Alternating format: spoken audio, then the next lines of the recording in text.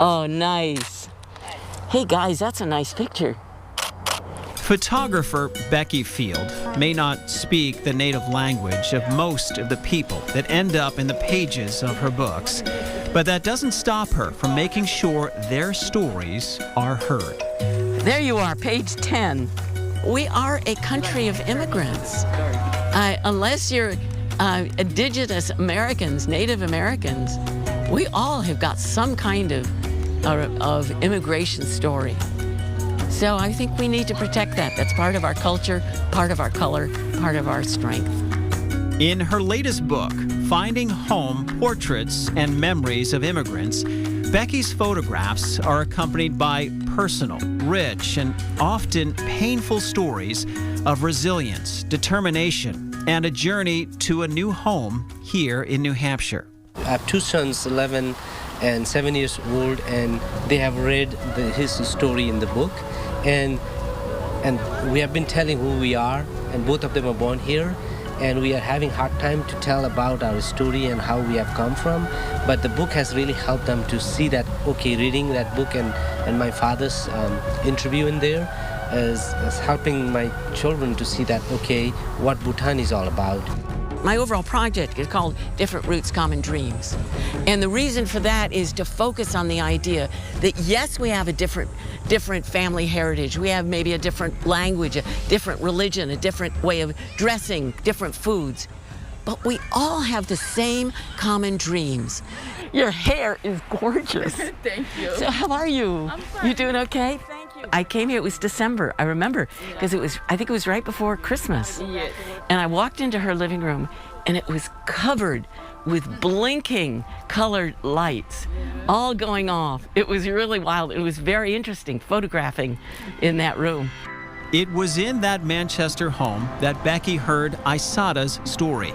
A star in Burkina Faso, her home country, she competed in 2 Olympics in track and field. But like many immigrants looking for a better life, her journey to establish herself in the United States was a marathon, not a sprint. The life is hard. When you're planning to be good, one day you will be happy. So this book is like sending a message to the people to know that nothing is easy from the beginning. I think it's really important to read this book in 2 ways. One is to look at each individual story as a unique, contained story about that one person and their experience, which are fabulous. I mean, there's richness in every one of these stories. But then I really hope that people or book groups or church groups or classes or whatever will also read this book and read the stories as a continuum and looking at some of the differences and some of the similarities between the stories. Themes including the obstacle of language and transportation and identity, like the story of Mohammed Mustaq Arif. He and his family are Muslim and Rohingya, and he's doing everything he can to make sure their ethnicity isn't erased. I think the story of the Rohingya is a fascinating one.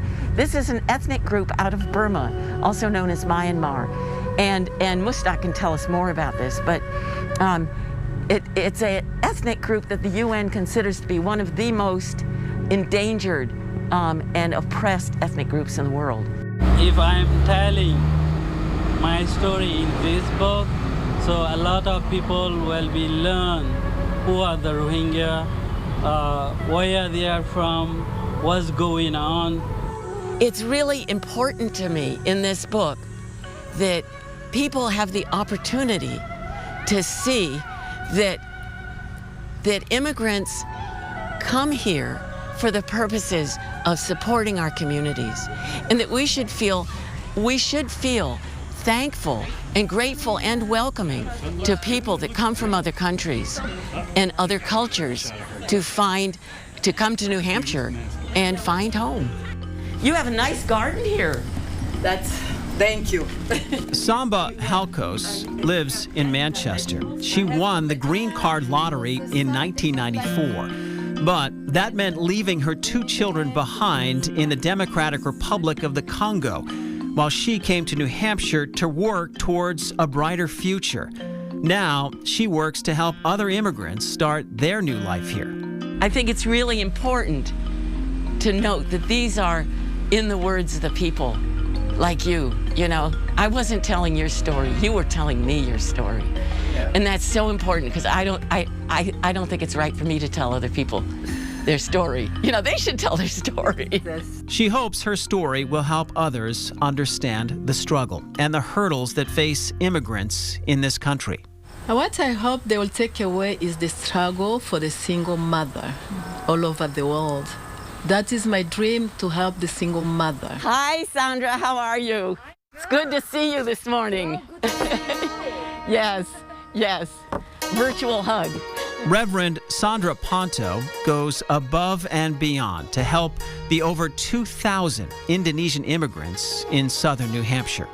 Well, you know, we're living at a time when immigrants are not always welcomed into our neighborhoods.